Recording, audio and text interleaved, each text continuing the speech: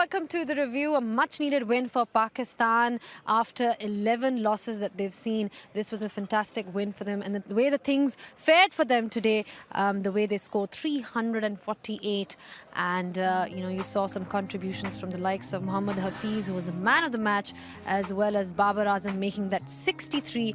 And England in reply were 334 for 9. Joe Root making 100, as well as Jos Buttler 103 from his 76. In the end, Pakistan winning the match by 14 runs. All right, I've got with me Nasser Hussain and Rambo. Nas, just the kind of win Pakistan wanted, considering the fact that they lost badly against West Indies.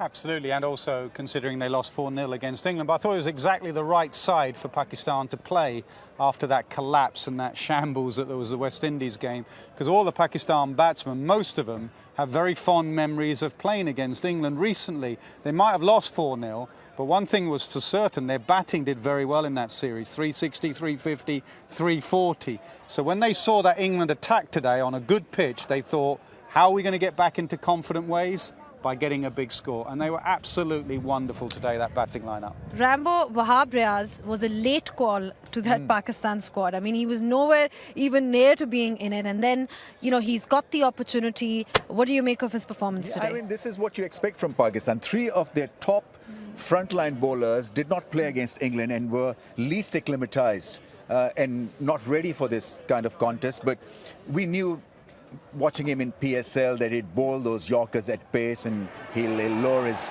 bowling arm and deliver that fuller length, and he was outstanding. I liked his temperament. I liked the way he operated in tough situations, tough moments, and Pakistan did not lose the grip also. I think, as we all know, unplug Pakistan at your own peril, and today they were outstanding. I think England were messy in the field, and that helped Pakistan, and Pakistan got about 20 extra runs that England would have wanted them to get. I mean, what makes Wahab Riaz so special, Anas? I mean, what is it about his bowling that makes him a standout bowler? I think experience. I think the lads that they played in the bilateral series were talented young men, but I think this tournament has probably come a fraction early to them. I think they are the future, definitely. I see why they went down that road.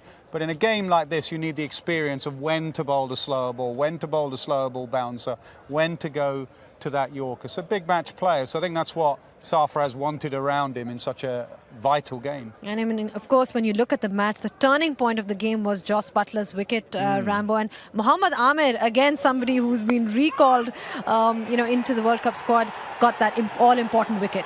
Yeah, I mean, England fought tooth and nail in the end. It was a slower ball, the extra angle, creating a bit of uncertainty in that shot that he was executing, and a good precious catch, because had that been grass, it would have been all over for Pakistan. But what a player Buttler is. I mean, he deflects pressure by putting pressure on the opposition. He doesn't care about the situation. He will go and he has his own particular plan, and he'll execute it, and he's got the freedom to do that and the skills really to do it. And that's the reason why England will always be a threat in this World Cup, because they'll invariably get 2 centurions in a 50-over contest, whereas others will rely on 1 centurion. England have got the firepower to go late in the innings and dent any opposition, and so they were very close of really getting over the line. Interesting tactics by Pakistan to open the bowling with Shadab Khan. It was interesting, and I thought it was brave from Sarfaraz, because the first couple of overs weren't great, and he could have easily said, right, I'm going to take you off, but he stuck with him, and he got the wicket in the end. It was a full delivery that Jason Roy tried to sweep. They've obviously learnt from South Africa, who start with Imran Tahir. South Africa did it for Roy and ended up getting Bairstow out. And I think today Pakistan did it for Roy and got Roy out. I applaud Sarfaraz for the captaincy, because a weaker captain would have said, that didn't work, you're coming off. But he kept him on for another couple of overs, and he rewarded him with the wicket. Even somebody like Mohammad Hafiz, I mean, we've seen the way he's performed today for Pakistan, Rambo. We know that he can add that all-rounder value towards the squad. I mean, how crucial was he today?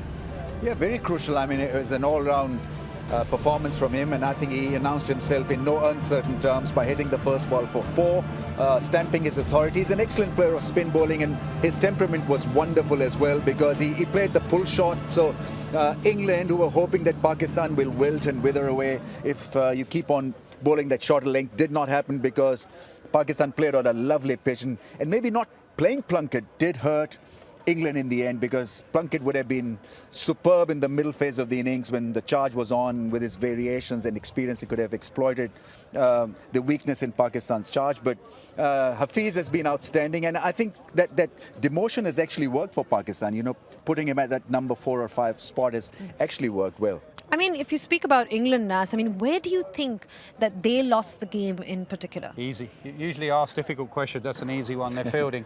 If you're getting outfielded by a Pakistan side, you know you've got problems, I have to say. And they got completely outfielded. From the ball one went out towards the Ratcliffe Road end, and Archer fumbled it. Third ball went past Morgan, went for 4. Roy drops one in the deep. And fielding is like a virus. Once it starts with one person, it spreads throughout the team. Vince came on as 12th man, fumbled. It was the worst fielding display I've seen from this England side for a long time. And that was on the back of their best fielding display against South Africa, against the Oval. They've got to be a little bit more consistent with their fielding. But at least when you look at their batting, there were positives from there because you had 2 guys scoring hundreds. Yeah, I mean, you know, 350, 348, England wouldn't have been thinking, wow, at this ground they've chased 444 against this opposition. Root is a wonderful player. Root and Butler are a great combination. Root amazes me. He's a little bit like Babar Azam, actually. Every time you look up, he's getting runs. He very rarely fails. Batting's not supposed to be that easy. Today he converted his 50 into 100.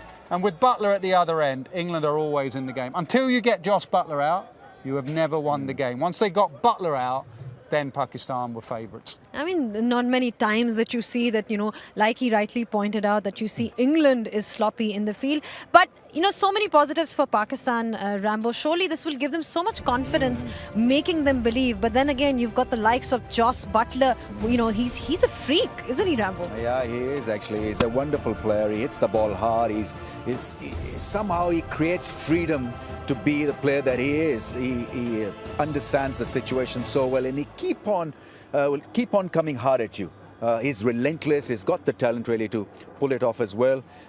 Regarding England's fielding, I think this is a World Cup stage. So this stage can get to any side, you know. And so I was hoping that England will get a stage fright. And it happened probably today, because in a bilateral series, you don't look at little points, but in a World Cup stage, a costly catch missed or a run out missed, chance missed, really affects the overall morale and how you perform as a team. All right, let's see how they fare in the next one. We've got, of course, we're into the World Cup now, a couple of games into it, and you've got the points table there as well. West Indies sitting right at the top after that fantastic win over Pakistan. Pakistan's net run rate has increased after this win for them, and England is there as well with 2 points after having won one of their games.